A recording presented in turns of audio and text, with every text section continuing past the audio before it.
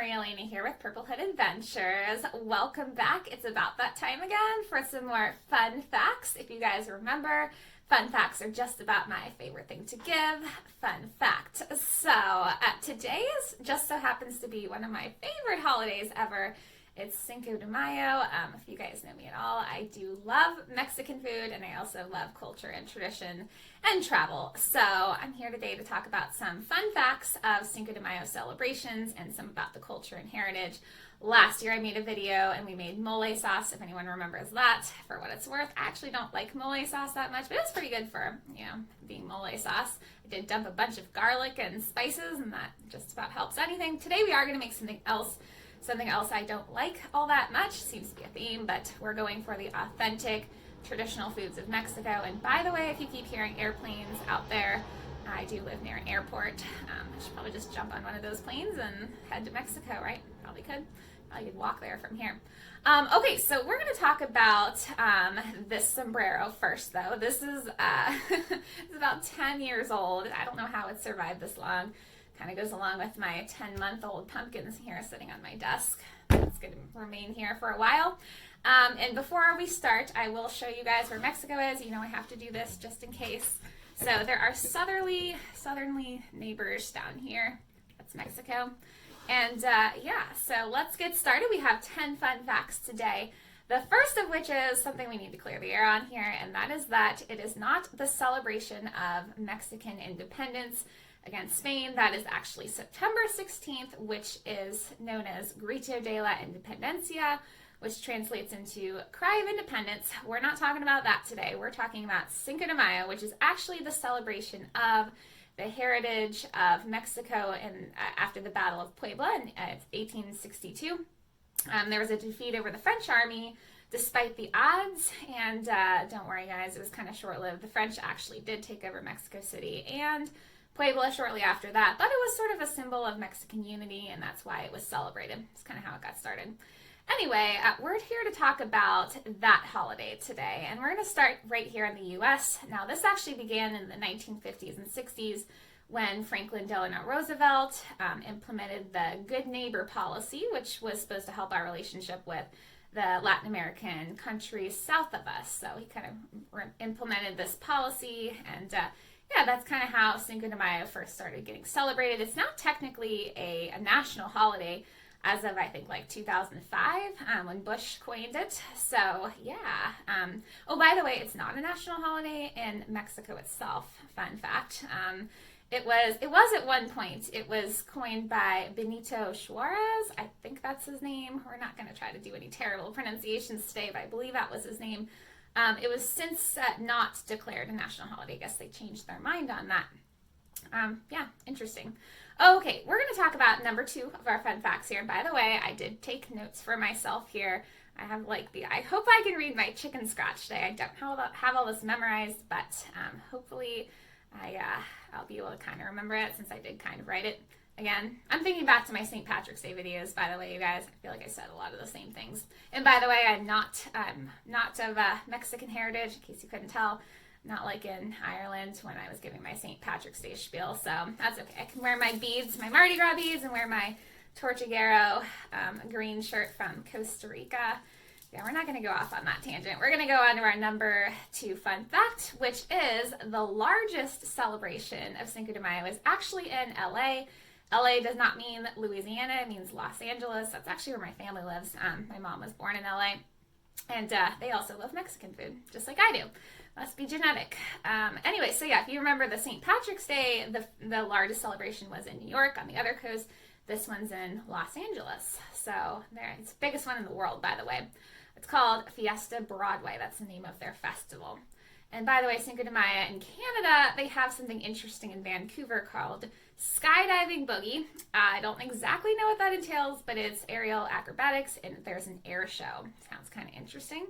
And in Malta, they do drink Mexican beer. And ironically, there are no official celebrations in Mexico. Sometimes people celebrate it a bit, but there's no major holiday or festivities. But in Puebla, they might do a few things. It's interesting. All right, speaking of Mexican beer that they drink in Malta, let's talk about Corona. So Corona is actually They see their biggest profit on this holiday. Hopefully they'll bounce back from the whole coronavirus pandemic when people decided that drinking Corona beer somehow equated them getting coronavirus. Yeah, it's an interesting country we live in. Okay, let's go on to number 4 of our fun facts. And that is, if you're not into beer, tequila was actually seen as the nectar of the gods. Now, it's interesting. It's a very specific taste. But I will say that tequila was not always what you see today. It was actually originally used by Aztec priests, and they were the only ones allowed to drink it. And it was called pulque.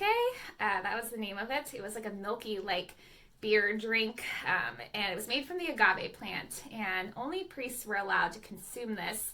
That was the original tequila, and I guess they had to do something to probably, I don't know, get over their angry communion participants at church when they couldn't have any because they only belonged to the priest. I don't know. That's what I think of. All right, we're moving on. Let's go on to our next fun fact.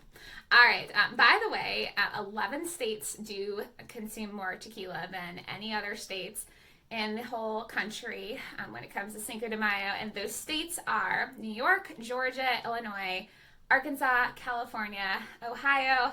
I live in Ohio. I do like margaritas. Florida, Colorado, Illinois, Nevada, and Texas. Those are the 11 most interesting states when it comes to their tequila consumption on Cinco de Mayo. All right, let's talk about food now. So I'm really hungry today, so we're going to talk about avocados. I do love avocados. If you guys like avocados, don't let me near your avocados because I'll probably eat them all. 87 million pounds of avocados are purchased every Cinco de Mayo, according to California Avocado Commission. Interesting. Okay, probably half of them go to me in my state, along with all the tequila being sold. And also, speaking of not food things, here's number 6, mariachi bands. They originated in the 19th century in Jalisco, Mexico, and musicians would kind of travel around from town to town, and they would deliver news like revolutionary heroes and enemies carrying. That's what they would talk about. Is just revolutionary type things, and that was how they spread the news. They'd bring their bands and they'd spread the news. I guess that's kind of how they started. And speaking of mariachi bands, let's talk about the dance that goes along with it. It's called baile folkloro, here we go again. Baile folklorico, I believe it is. And that dates back to 1810 when the War of Independence actually occurred. What's that one in September? And is characterized by participants dancing in colorful clothing and, of course, to mariachi music. They wear these colorful dresses known as Puebla dresses. Interesting. A lot happens in Puebla, it sounds like. All right, let's talk about our next interesting fun fact. I think I've said that like 100,000 times today. We're on number 8, by the way, you guys. I only have like a few more. It's going to be really sad. Cinco de Mayo actually shares a date with another important date, which is when NASA launched the American manned space flight in 1961. It was the first one. I wonder if they were celebrating with tacos. Hopefully none of that pulque, though. I don't know. It just might not be a good combination. And also, I'm still hungry because I did do like 27 repetitions of 500 stairs today, and more like 150. I don't know. There's a lot, and it took me hours, and it's because I'm training for Kilimanjaro. So I'm really hungry today. So we're going to talk about another food item, and that is, although tacos and burritos are widely eaten around Cinco de Mayo and around like Mexican traditions and events, those are not really staple Mexican dishes. They were kind of Americanized. But mole poblano is. Mole, that was what we made last year, and that's the official authentic dish in Mexico. It's made with chocolate and spices, and in my case, a bunch of garlic, if you remember that video. And a bunch of garlic, 3 to 4 cloves to be exact. It originated in Puebla itself, another interesting thing that came from Puebla. So, all right, guys, and that leaves us to our last fun fact of the day. Oh, you know how I feel about lasts. We're going to talk about the national symbol of Mexico this time. So if you remember, we talked about Ireland, the national symbol being the harp. It is not the harp in Mexico, but it is indeed the eagle. So the eagle is the national symbol of Mexico. If you ever wanted to know anything about Mexico and Cinco de Mayo, there it is. So, all right, you guys, I will see you in my kitchen to make something else kind of interesting and slash disgusting slash maybe kind of good to some of you guys. All right, I'll see you then.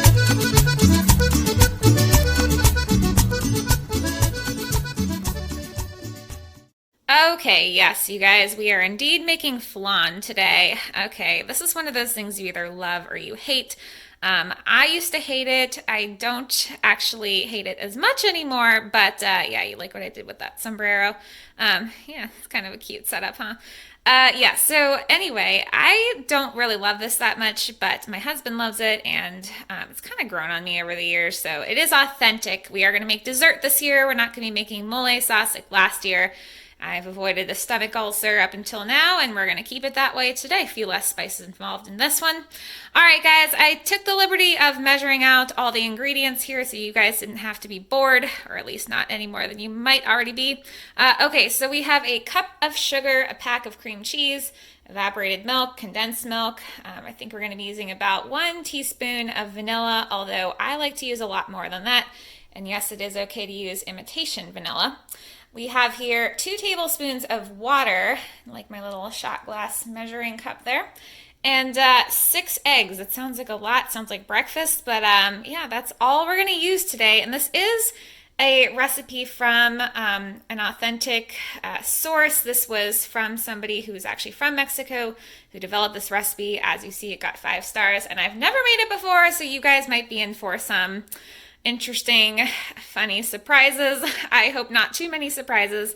Oh, by the way, those are my fun coffees over there, in case you wonder why I have so much energy all the time. Also, my cat wants to take place, or he wants to take part in this. So, all right, you guys, we're going to get started with these. The first thing we are going to do is we are going to put this cup of sugar in this pan over there. We're going to use one of those saucepans. This is a really old pan. We have a lot better things than this, but this is non-stick, and I like to use those just because we have sugar here and that tends to burn easily, so we're gonna play it safe with this really old pan. So we're gonna put that sugar mixed with that water in that pan, and we're gonna bring it to a boil, and this is gonna be about a 10-minute process. We're gonna let it kind of caramelize. Sugar is going to dissolve, and then we'll let it kind of simmer for a while until it turns a caramely color. All right, guys, I'll see you at the stove. Okay, so I'm pouring my water in there, and then that doesn't seem like much water for this amount of sugar, but we are going to pour all that sugar in. That's a cup of sugar, and we're going to let this sort of just go for a while. It's going to turn, okay, I can't do 2 things at once, you guys. Okay, so we're just going to let this mix for a little bit, and we're going to kind of bring it to a boil. And once it's boiling and it's sort of dissolved, which seems like it'll take forever, but it won't take too long, we're just going to let it kind of hang out for a bit, kind of just making it nice and colorful. Looks kind of thick now, but we'll see how this turns out. So like I said, I've never done this before. All right, actually it is starting to thin out just a bit, so I'll let you guys kind of hang out there for a while. You don't have to watch this whole process. Okay, I think we're in the clear, you guys. It is boiling, and we're just gonna let it boil for a little bit until all of this sugar is dissolved. I'm not sure how you can really tell that out over all the bubbles, but I assume we'll kind of be able to tell when we don't feel any grains in there. And once it's done dissolving, then we're just gonna let it simmer for a little bit. We'll reduce the heat and let it go for about 10 more minutes. Okay, I totally lied. This isn't going to dissolve at all, but it is turning the right color. As you guys can see, it's turning into... We're actually making caramel. So, in case you didn't know, caramel is indeed like burned sugar, which is probably why I love it so much. Yeah, so it's starting to turn, as you see. We're supposed to kind of boil it for a while. We'll keep the heat elevated until it totally turns, but we're just going to let this go for a little while. And also, I'm not going to have this camera continuously running just in case we run into any undesirable surprises. You guys know me at all, I'm kind of prone to those. All right, but it is turning a good color, so I think we're in the clear. We'll find out. Houston, we have a problem. Okay, so as you may notice, I'm using a different pan. We're not going to talk about what just happened. I told you guys I'm prone to some serious surprises. Let's just say the smoke alarm was going off for a little bit. I ruined that said pan that is supposed to be our trash pan. Well, now it is, and now I'm using one of my good pans, so I really better hope that never happens again. So here is a lesson learned. If you make this recipe, whatever you do, do not let this sugar go for too long, because it will explode and it'll look like a murder scene in your sink. Do not overcook this. I repeat, do not overcook this. That is not in the directions. As soon as this caramel starts to form, I would say remove it from heat. Don't do what I just did. Yeah, let's pray for a better time this time around. So I have this at medium heat right now. It's on medium, not on high, letting this boil like this. I think the sugar is dissolved. I don't think it was supposed to be that thick, so that's your red flag if that does happen, because it'll quickly turn from a caramely brown color to a boiling black bubbly mess. So yeah, my husband is in a meeting right now, and I'm gonna probably be in some serious trouble when he's done. So yeah, we'll leave it at that. Okay guys, so it gets really thick and chunky like this, but it's starting to turn into actual caramel. So if it does turn chunky, that's okay. Just whatever you do, do not let it go past this creamy consistency. It looks kind of like barf right now, but I just wanted to show you guys that this is okay and that it is moving in the right direction, although I said it last time. This time I am not going to let any shenanigans go on. As you see, I just have to break up some of these larger clumps. It's almost done. Okay, hallelujah. Now that my smoke alarm is removed from its origin and the window is open and it smells terrible in here, this actually turned out. So next we are going to pour it from, well, first we're going to remove it from heat, and then we're going to turn this pot into the bottom of this. So we're just going to kind of line it at the bottom. All right, as you see, I'm just kind of letting this cover, letting my caramel sauce cover the bottom of this baking pan. Homemade caramel sauce, first time ever. Well, technically second time if you count the first time this morning. If you don't believe me about what I said earlier, I swear, this is my real life, you guys. Okay, so I can't find my other blender, so we're just going to use this one today. But what I'm going to do is pour this can of evaporated milk in there, and then also this can of sweetened condensed milk. I'm dropping things on the floor because this is just the kind of day I'm having. I'm going to pour all of that in there, and then I'm also going to add all of the rest of the ingredients, which includes the eggs, cream cheese, and also the vanilla. I'll just do one at a time because I do only have two hands. Okay, this is the cream cheese. It is already softened. It was sitting on top of the dishwasher as it was running, so that sort of bodes well. Probably the only thing going well today. And like I said, I do like a lot of vanilla, so I never measure this out, I just kind of pour some in. So that's gonna be good, I think. Does not look tasty, you guys. Okay, we're gonna blend this all together. Okay, all right, here we go. I should just become a culinary expert. Oh, yes, I should. Okay, so at this point, this is like really hard. It's questionable if that's ever gonna come out of there. Well, hopefully it will. And we're gonna pour this in on top. So it looks kind of like it's crackling just a bit. This is, it's kind of like pudding before it sets. I'm just gonna pour it in. I'm not gonna quite use all of that, but this is how it should look, I think.